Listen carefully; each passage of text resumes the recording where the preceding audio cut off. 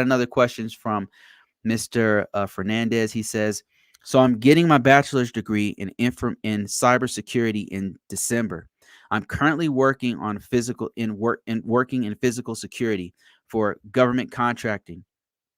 So I'm dealing with classified documents and DoD things. Will I be able to? Okay, let me see the next rest of this question. To get an entry level ISSO, I think you mean ISSO job, in your opinion, yes or no? Okay, so Ludwig, let me give you an example, and I hope that my example can give you an idea. First of all, short answer is yes. Okay, I know this because I actually started off in physical security myself. So I was a security forces member in the Air Force, and basically what I was really I was a weapon expert. Like I don't even know if they have that. It was called 3POX1. That was my AFSC. It's a specialty code that they have had in the military at that time. I don't know if I haven't been following it, but basically what I did was I was a weapons specialist, and I guarded planes. I guarded, if the president came in to our base or whatever, I'd do that. I'd be on that detail. Um, Not much personnel security, to be honest. It was mostly guarding resources.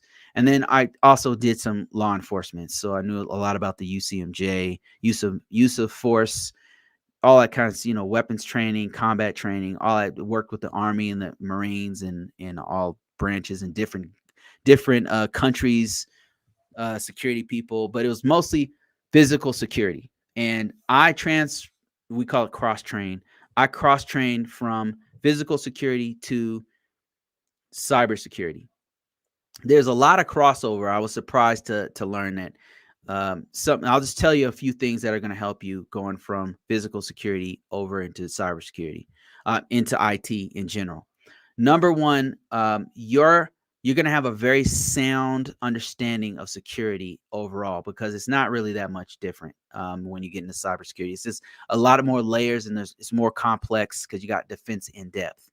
Physical security still applies in cybersecurity, which is crazy, but when you think about it, it's common sense. If anybody can touch a system, then they own it. You can own a system. You could take the hard drive out, put it in another device. You can use password crackers. You could use oh man, you could do forensics tools on it, and then extract all the bits on it and figure out what people try to delete. As a matter of fact, that's what forensics is all about.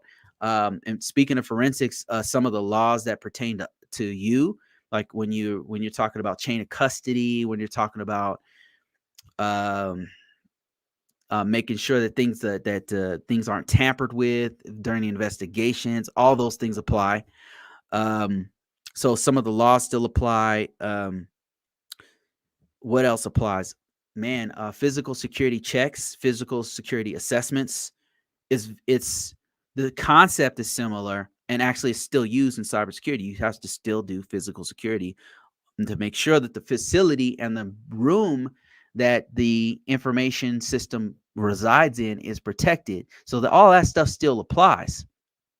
So it is going to help you out. And the main thing is that if you dealt with classified documentation before, and if you have a security clearance, all of that will also help you um, to get an entry level job in cybersecurity, if specifically in information security officer, but any kind of entry level position, because you have a security clearance. If you have one, that helps.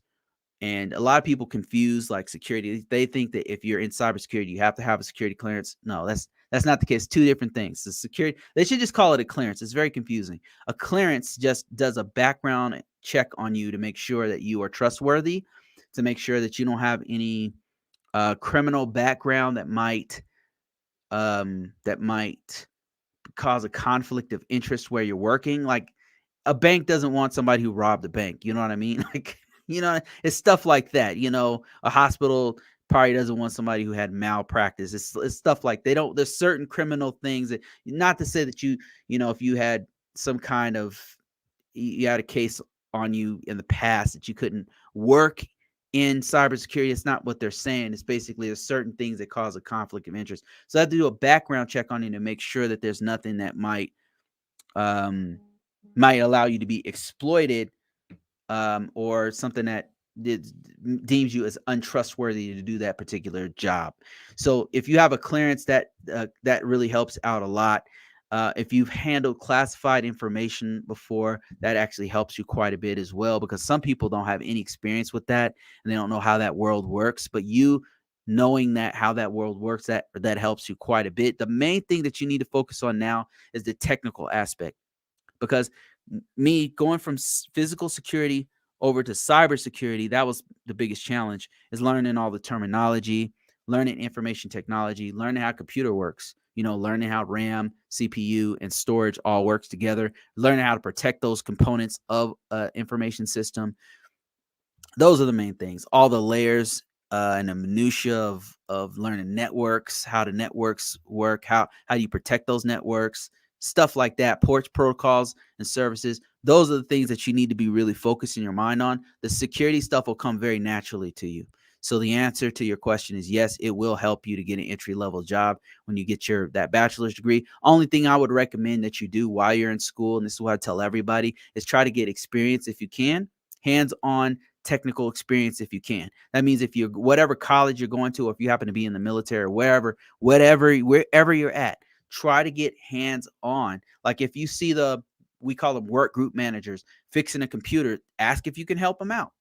If they will allow you to help them to fix that computer, whether it's updating virus definitions, updating the security patches, whatever it is, like even the simplest thing possible, even if it's putting the router in and plugging it in or whatever, you will be able to put that on your resume. And the experience is what they really want to see.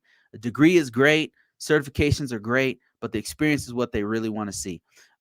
Another thing is, I would highly recommend that you, if you can, if you have the time, if you have the cycles to do it, some people do not, is to get a certification while you're working on your degree.